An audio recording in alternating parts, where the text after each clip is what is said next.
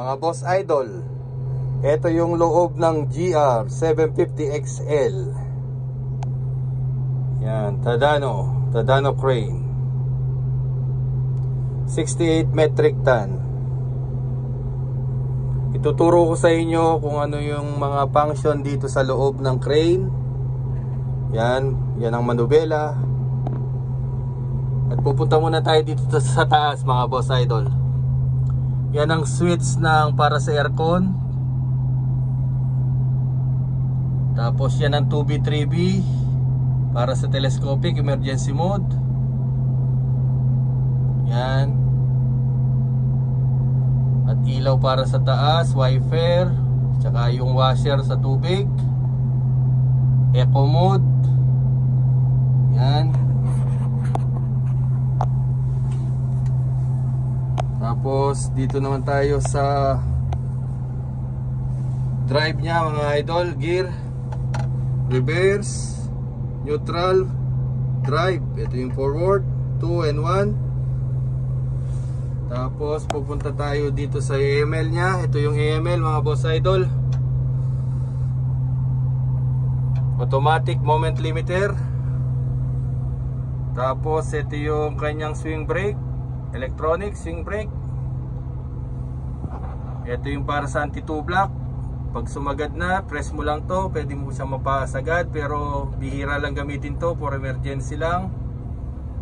Tapos ito yung PTO, power take off. Tapos sa baba naman, mga boss idol, yan ang kanyang outrigger extend at retract. Pag gusto mo naman sa outrigger beam, ito yung pindutan mo. Tsaka ito, halimbawa yan, tapos pinindot mo to, outrigger yan, mga boss idol, lalabas yung outrigger beam. At nilagay mo naman dito sa baba, pag ito yung pinindot mo, jack extend yan, mga boss idol. Tutunog yan pag hindi mo binalik sa neutral, kaya kailangan nasa neutral position siya. Tapos dito naman, dito tayo pupunta sa mga push button na to. Ito front left, front right.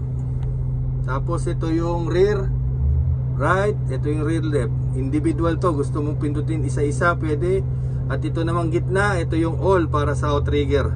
Pag pinindot mo to, lalabas lahat yan. Tapos yan, ito yung sa accelerator, throttle, hand throttle. Ito yung ignition switch. Tapos ito naman, mga boss, ito yung para sa telescopic at saka sa auxiliary, kung gusto mong gamitin yung auxiliary sa lever o sa telescopic boom, pwede mong gamitin to. Tapos ito naman ang swing free. Pag magta-tandem kayo, para sasabay lang, kung dalawa kayo, free mo lang to, hindi siya naka-brake, mga boss idol. Tapos ito yung panel nya. Ito yung para sa torque converter. Ito yung sa hangin, sa air gauge. Ito yung speedometer. Ito yung para sa RPM, pag RPM mo yan. Ito para sa RPM. Ito yung speedometer. Tapos pag naka-red to, yan, nakikita nyo P, naka-park light. Pag nirelease mo yan, papakita ko rin sa inyo. Ito yung para sa parking brake. Yung kaninang letter P, ayun, nakalitaw sa panel. Pag naka-park yan, nakailaw yan. Pag in-off mo, mawawala yan, release na yan, pwede mo nang i-drive. Tapos itong switch na to para sa window, up and down. Ito namang switch na to para sa high drive 4-wheel. Yan, 2-wheel yan, low 4-wheel drive. At ito naman yung hazard. At itong sa baba, ito naman yung steering mode. Kung anong gusto mo, yung harapan, yung dalawahan, magka-crab siya. Tapos dito, at ito naman sa likuran lang, yung steering. Okay, mga boss idol. Tapos ito yung sa ilaw nya naman, on and off. Pag tinulak mo to, signal. Pag ginatak mo to, siglar sa right. Okay? Kasi itong kabila, ito naman yung sa wiper mga idol.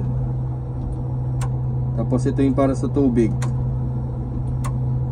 Okay, hanggang ngayon, ito muna tayo ngayon mga boss idol. Soy, paki-subscribe naman yung ating channel GR750XL-2 Tadano. Okay, message na kayo sa baba pag may mga katanungan kayo mga boss idol. Maraming salamat po. Salamat sa pagsuporta sa ating channel mga boss idol. Soy Boss Roy Cortez Vlog. Thank you so much.